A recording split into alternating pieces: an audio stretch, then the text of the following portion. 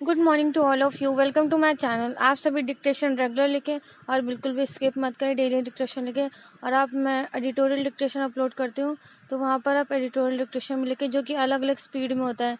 80, 90, 100, 100 word पर minute अलग अलग स्पीड में डिक्टेशन में अपलोड करते हैं। तो आपको जिस भी स्पीड में आप प्रैक्टिस कर रहे हो, आप उस स्पीड में डिक्टेशन लिख सकते हो। और आपको डिक्टेशन कैसी लग रही है वो मुझे कमेंट करके ज़रूर बताएं और लाइक और शेयर ज़रूर करें। और जो भी इस चैनल पर नया है वो सभी इस चैनल को सब्सक्राइब करें, नोटिफिकेशन बेल को भी प्रेस करें। एंड पीडीएफ के लिए आप मेरे टेलीग्राम चैनल स्टेनो विद श्रद्धा को ज्वाइन कर सकते हैं। वहाँ पर आपको सभी डिक्टेशन की पीडीएफ मिल जाए। डिक्टेशन स्टार्ट होगी 5 सेकेंड बाद, जिसकी स्पीड रहेगी 80 वर्ड पर मिनट। स्टार्ट। जहाँ गतिशीलता है वहाँ नियंत्रण भी ज़रूरी है, वह चाहे भौतिक स्तर की गतिशीलता हो या मानसिक स्तर की।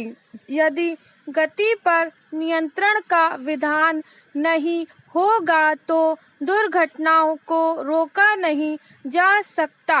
भौतिक स्तर पर किसी भी तरह के वाहन होते हैं, उनमें ब्रेक भी होता है। वाहन चालक स्थिति परिस्थिति के अनुसार ब्रेक का प्रयोग करते हुए गंतव्य तक पहुंचता है। इसी तरह का नियंत्रण मन के स्तर पर भी जरूरी है। सबसे तेज मन ही चलता है।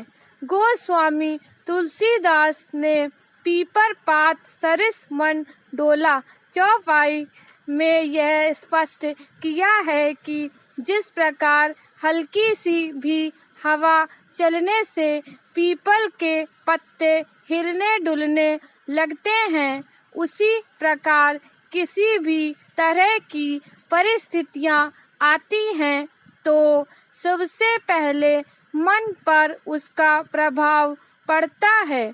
जहाँ सब कुछ अनुकूल होने पर मन के निरंकुश होने का खतरा पैदा हो जाता है, वहीं विपरीत स्थिति में नकारात्मक कार्य करने लगता है। पैराचेंज।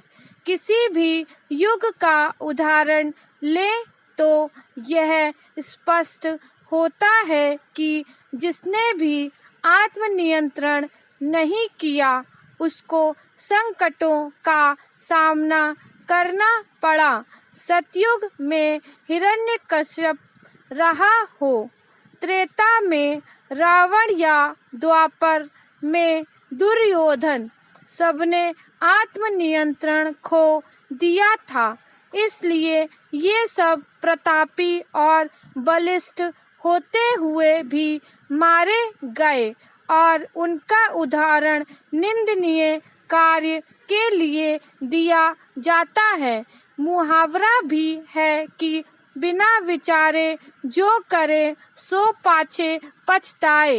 हर व्यक्ति का मन गलत सही के बारे में बताता रहता है, लेकिन आत्मनियंत्रण ना होने से व्यक्ति गैर विधिक कार्य कर बैठता है और संकट में पड़ जाता है। इसलिए हर किसी को खुद अपने जीवन का संविधान बनाना चाहिए।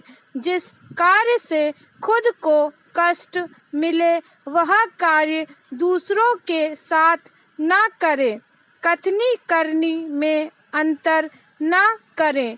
अवांछित सुख की चाहत ना रखें और शक्ति का उपयोग लोगों के हित के लिए करें, ना कि पीड़ा पहुंचाने के लिए। छोटी छोटी सावधानियों पर अमल कर व्यक्ति सुखी जीवन जी सकता है। स्टॉप। नेक्स्ट स्टार्ट होगी 5 सेकंड बाद, जिसकी स्पीड रहेगी 90 वर्ड पर मिनट। स्टार्ट।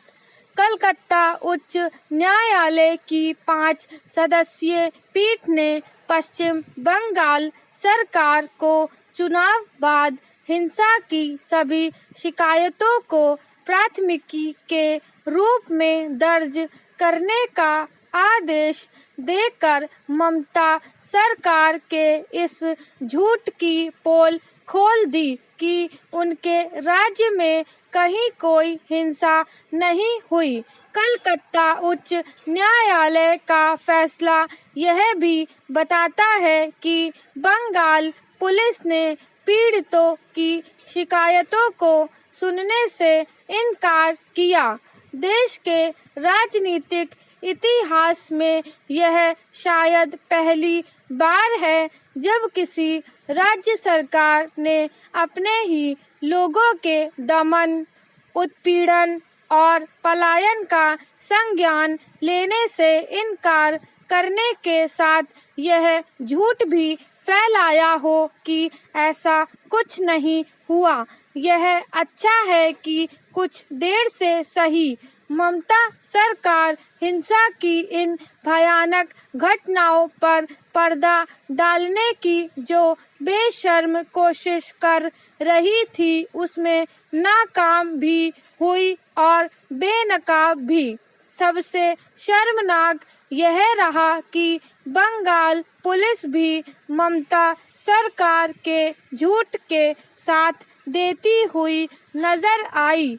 बंगाल पुलिस के अधिकारियों को इससे लज्जित होना चाहिए कि उन्होंने हिंसा पीड़ित लोगों की मदद करने के बजाय उनकी उपेक्षा की।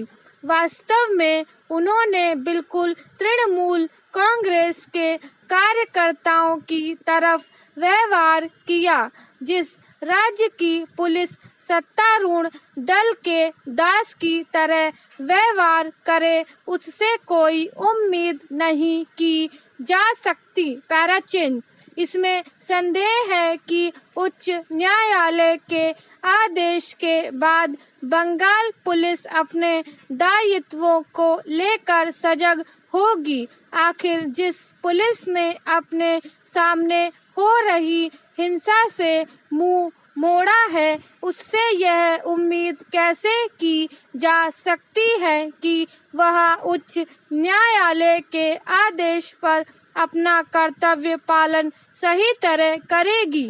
उचित होगा कि उच्च न्यायालय चुनाव बाद हिंसा की घटनाओं की पुलिस जांच की निगरानी खुद करे और भी उचित यह होगा कि वह इन घटनाओं की जांच के लिए किसी विशेष जांच दल का गठन करे। यदि वह यह काम नहीं करता तो फिर सर्वोच्च न्यायालय को इस दिशा में पहल करनी चाहिए, क्योंकि बंगाल में चुनाव बाद तृणमूल कांग्रेस के कार्यकर्ताओं ने अपने राजनीतिक विरोधियों के उत्पीड़न और दमन का जो घिनौना अभियान छेड़ा वह राज्य के माथे पर कलंक से कम नहीं।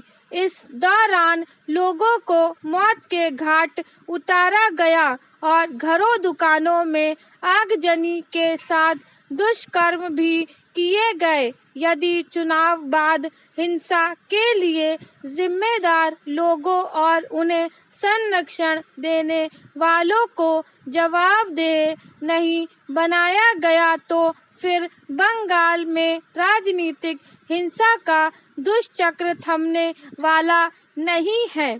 इस तथ्य की अनदेखी नहीं की जानी चाहिए कि तृणमूल कांग्रेस ने राजनीतिक विरोधियों को डराने धमकाने और उन्हें कुचलने के मामले में वही तौर तरीके अपना लिए हैं जो वाम दलों ने अपना रखे थे। स्टॉप।